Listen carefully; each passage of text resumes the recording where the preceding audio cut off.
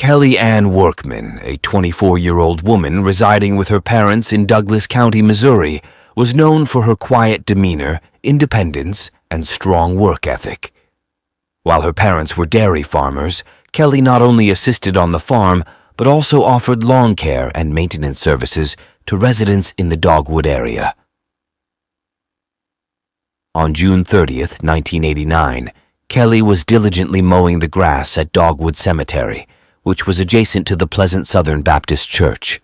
She meticulously trimmed the stray blades around each headstone, ensuring her work was impeccable. Beginning her task at approximately 3:30 p.m., Kelly's dedication was interrupted when rain started pouring around 5 p.m. She decided to return home to feed the calves while her parents tended to the milking of cows at their rented Seymour farm. Once the rain ceased at 5:40 p.m., Kelly promptly resumed her work at the cemetery. Her uncle even spotted her mowing as he drove past the lot on Missouri 14 in Douglas County. Unfortunately, this would be the last sighting of Kelly alive. 20 minutes later, with less than half of the job completed, it seems that Kelly left the mower beside a tombstone and departed from the cemetery. Concerned when she didn't return home for dinner that night, her parents immediately reported her missing to the police. However, the authorities advised them to wait, suggesting that Kelly may have run away. Disagreeing with this notion, as Kelly was known for her reliability and commitment to completing her tasks, her parents and friends took matters into their own hands and organized search efforts. Eventually, the police also initiated an extensive search in and around Douglas County, despite their initial belief that Kelly had run away. Adding to the mystery, Kelly's 1986 Oldsmobile was discovered in the parking lot of the church, with its keys left in the ignition.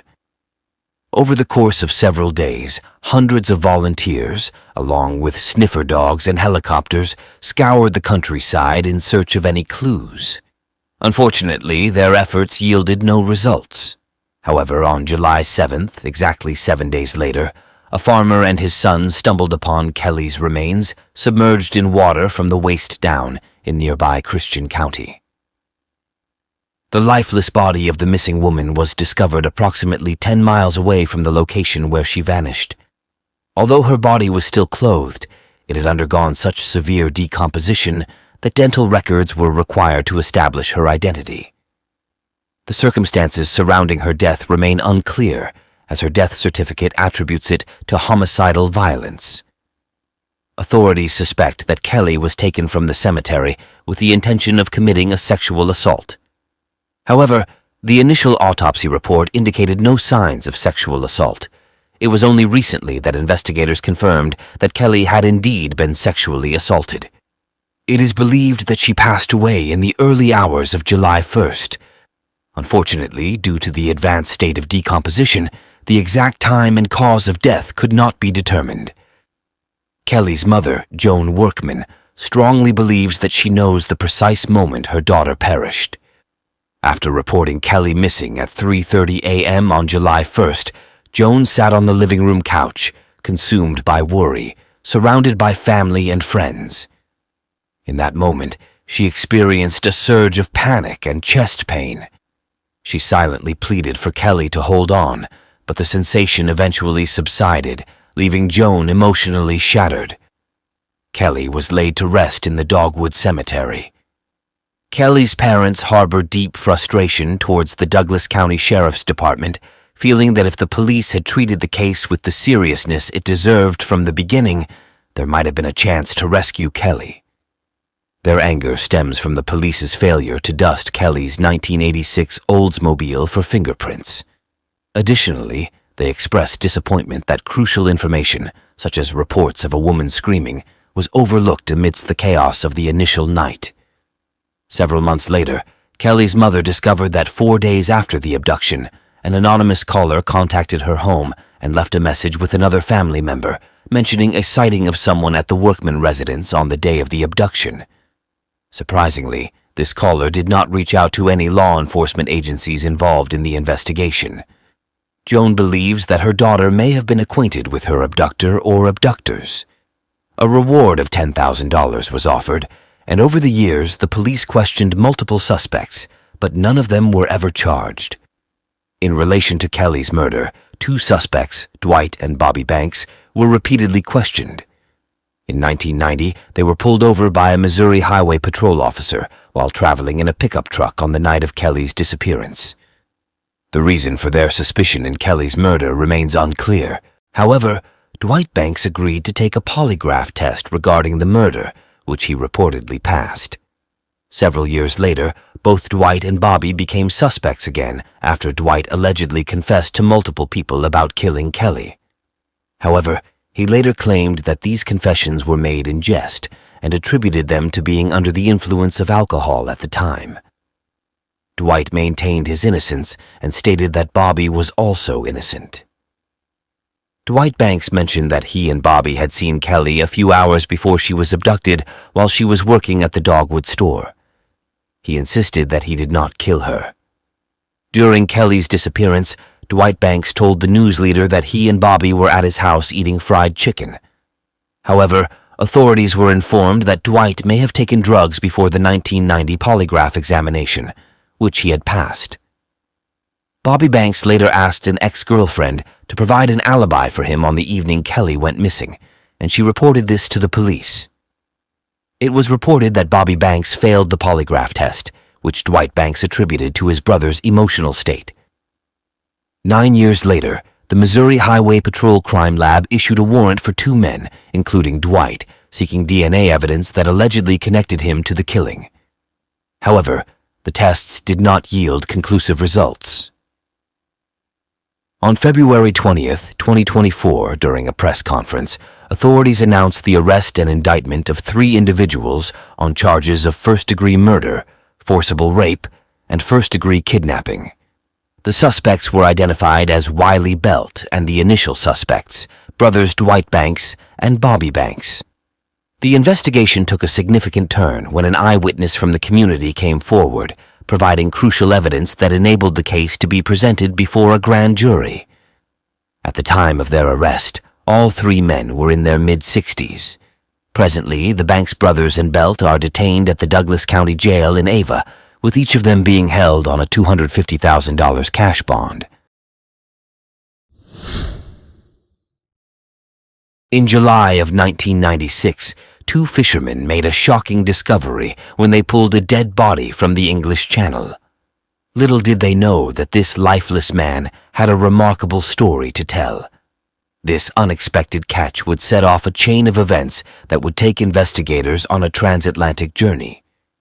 It could have been the perfect crime, but a single clue, a Rolex watch, shattered the secrecy surrounding this international mystery. What sinister plot led one man across the globe and another to a watery grave? On July 28, 1996, a typical summer day in South England, Captain John Copic and his son prepared for a day of fishing aboard their Brixham trawler, Malcary. After an unsuccessful day of hauling, they decided to venture further into an area known as the Roughs. They lowered the net into the water, hoping for a better catch. As they patiently waited, they felt the familiar tug of a heavy load. Copic assumed they had caught a large fish and began to bring the net back to the surface. However, to their astonishment, it was not a fish that emerged from the depths. Instead, the lifeless body of a man flopped onto their deck. Copic wasted no time and immediately contacted the Brixham Coast Guard. The body was in a state of advanced decomposition, indicating that it had been in the ocean for quite some time. Although it had been partially consumed by fish, the man was impeccably dressed in a long-sleeved shirt, corduroy pants, and brown shoes. His pockets had been turned inside out, suggesting a possible robbery.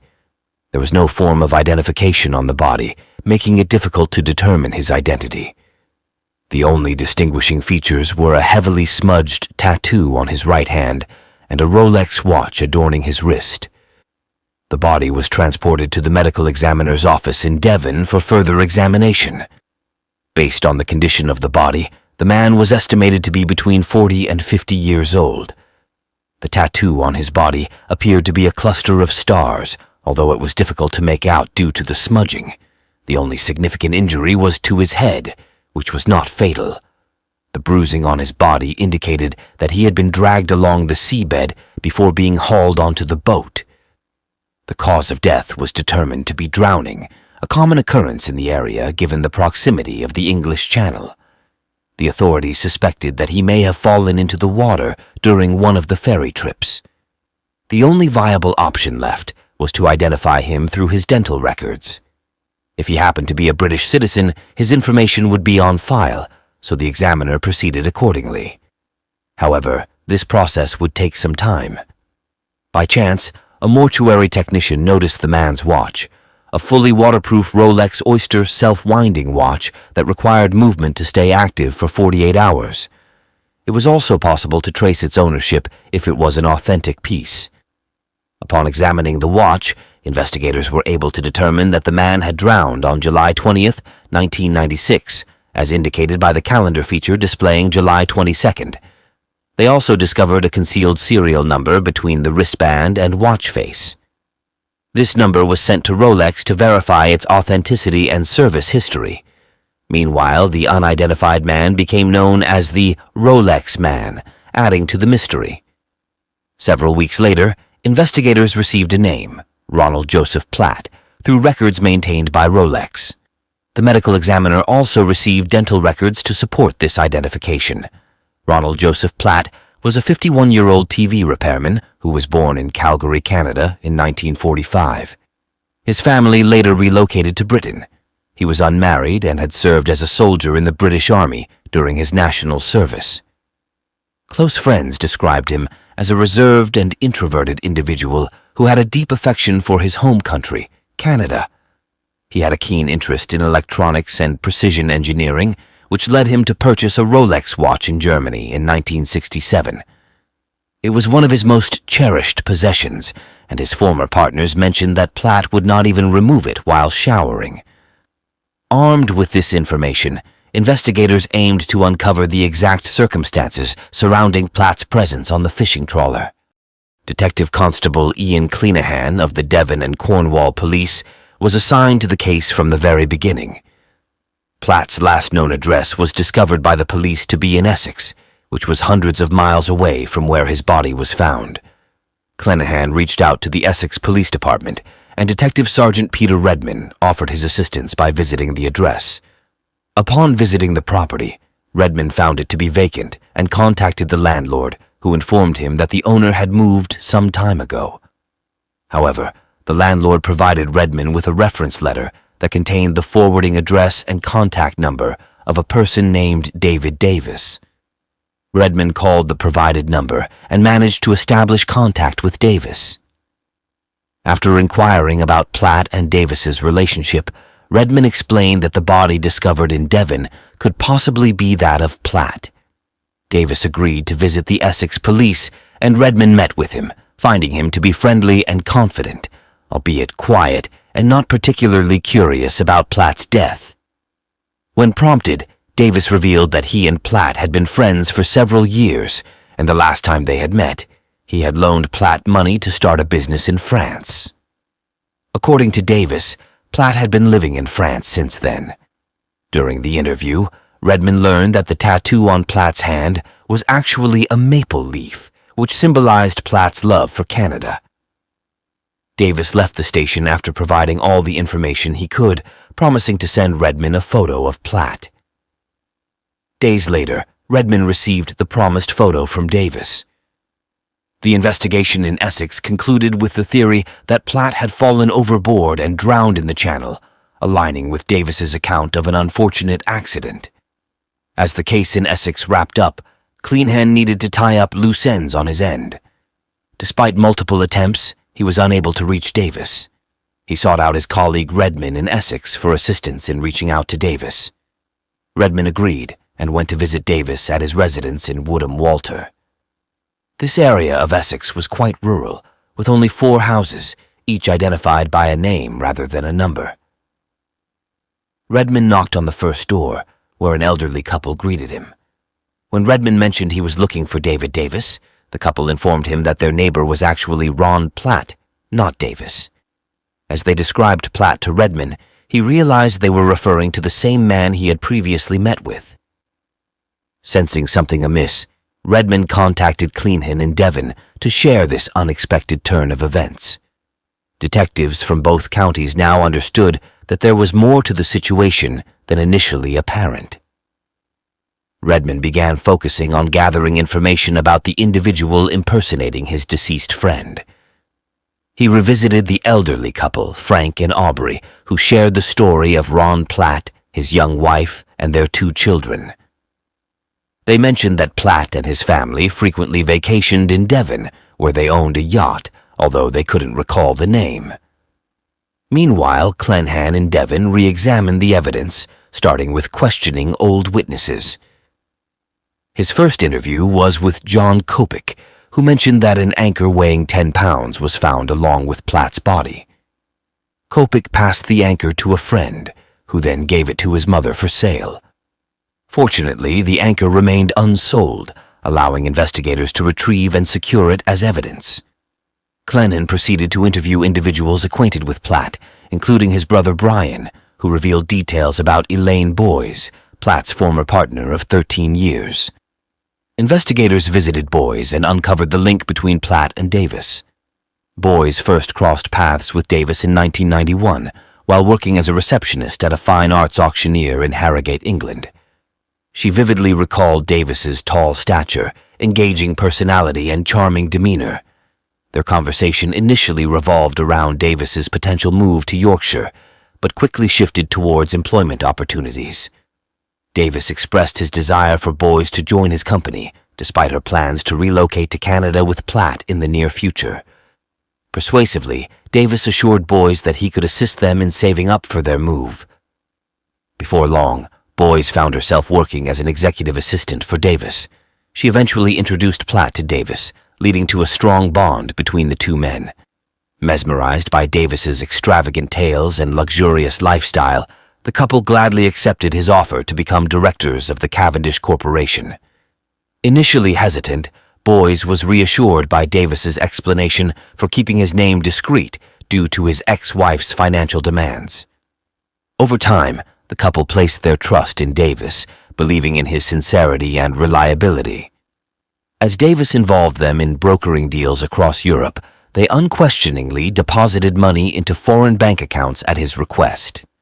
With unwavering faith in Davis's character and integrity, Boys and Platt viewed him as a trustworthy and infallible friend.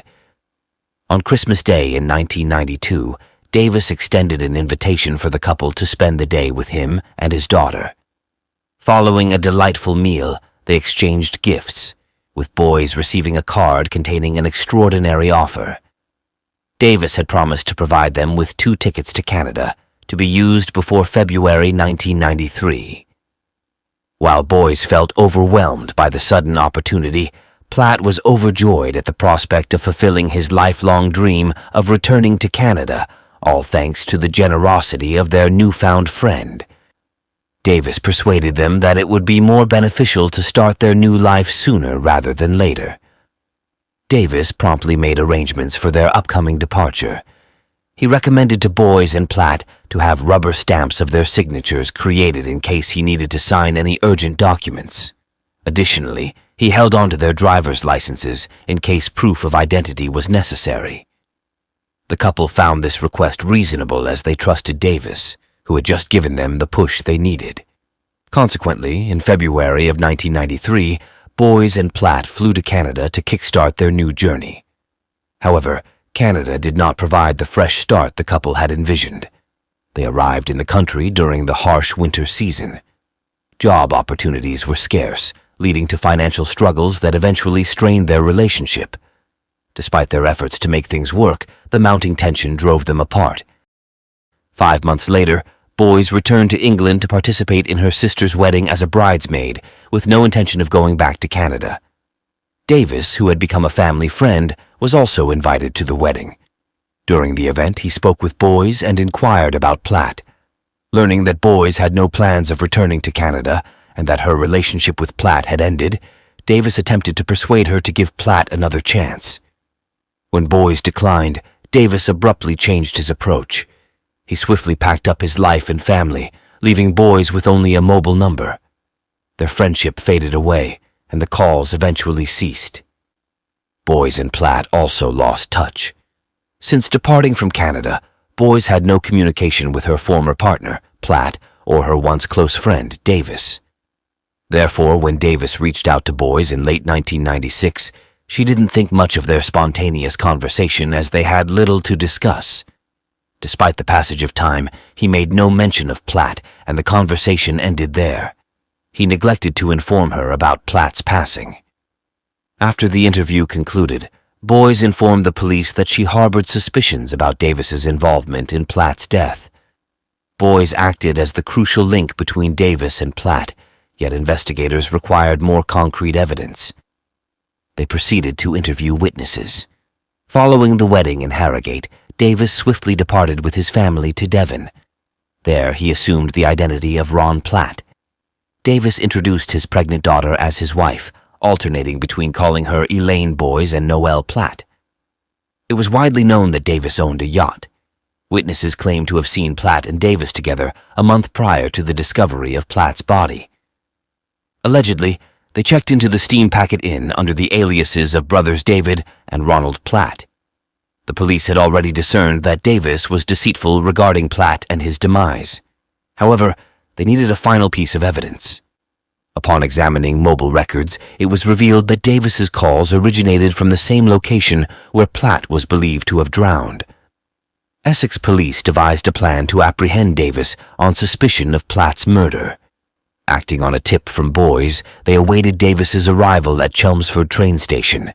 Despite evading initial capture, Redmond persisted and surveilled the family home.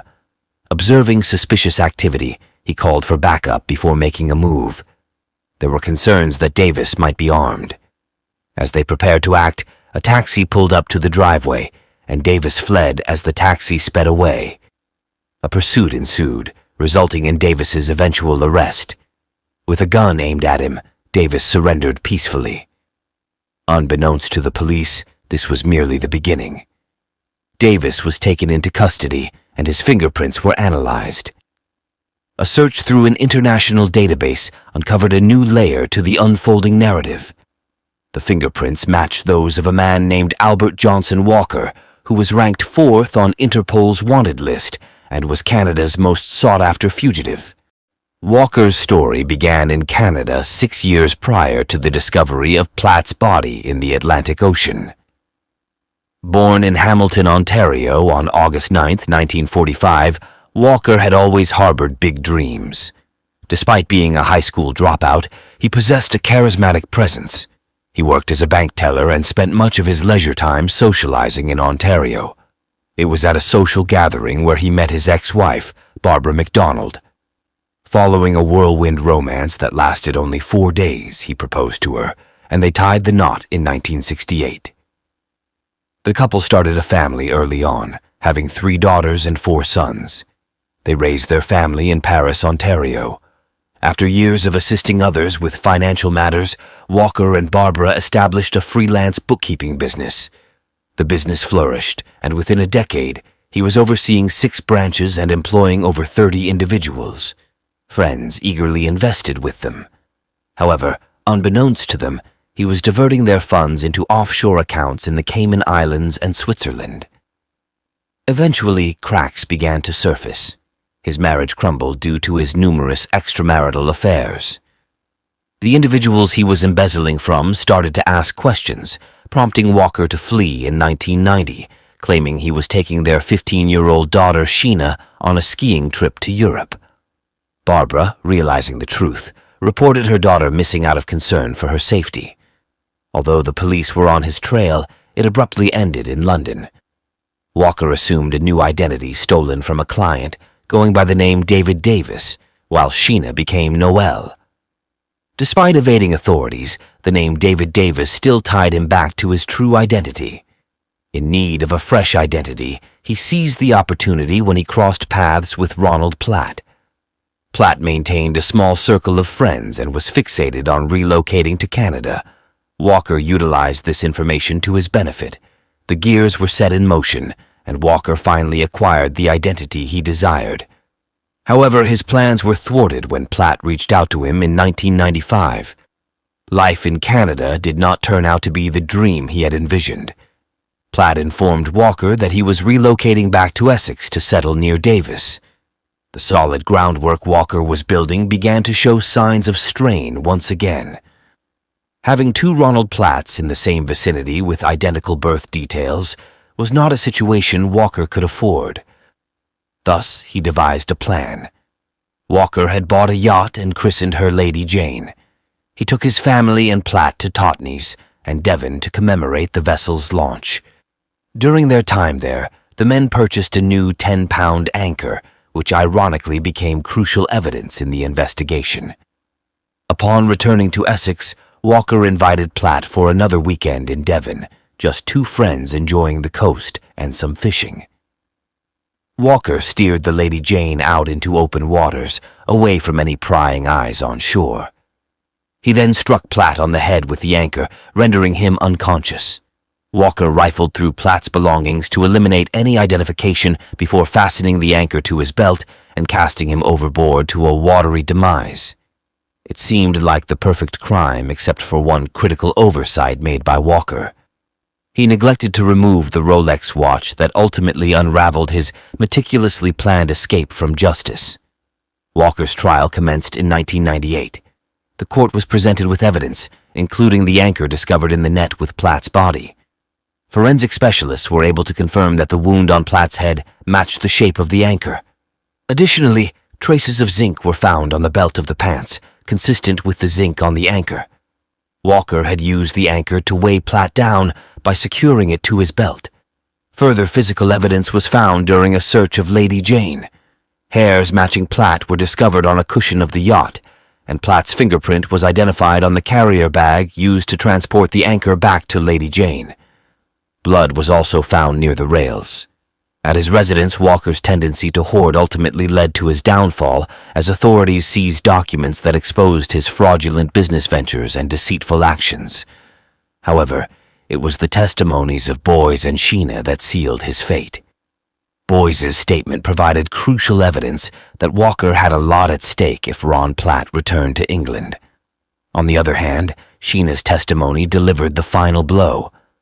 She failed to provide a solid alibi for Walker during the weekend of the murder and confirmed his disheveled and agitated state upon returning from the yacht on the day of the crime. Sheena's account unveiled a new chapter in the saga, shedding light on her life of fear with her father and his manipulative nature. When Walker took the stand, he portrayed himself as charming, claiming that Sheena insisted on accompanying him. Although he confessed to fraud and other offenses, he denied any involvement in Platt's murder, attributing the blood found on the yacht to a fishing accident.